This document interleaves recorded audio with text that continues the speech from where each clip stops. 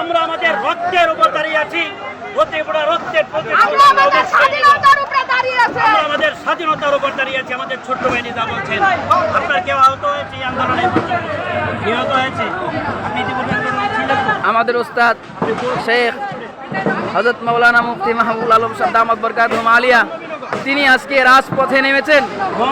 আজকে তিনি রাজপথে নেমে যে অগ্নিজোড়া বক্তব্য সাক্ষাৎকার নিচ্ছেন, আগামী দিনে আমরা তার মাধ্যমে আশাবাদী যে আগামী দিনের দেশের গুরুত্বপূর্ণ দায়িত্ব তিনি একটি নেবেন এবং সাধারণ জনতাকে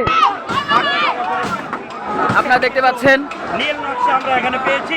আমাদের হযরত তিনি দেখেছেন মনোযোগ সহকারে অতি আগ্রহের সাথে এবং উদ্যমতার সাথে যেভাবে বক্তব্য পেশ করছেন, আমরা সকলেই আপনাদের কারো দেখাচ্ছি। দেখেন যেহেতু আমাদের আমাদের হযরত বলছেন করা হয়েছে, আমরা আবারও সেই গণভবন তৈরি করব। গণভবনের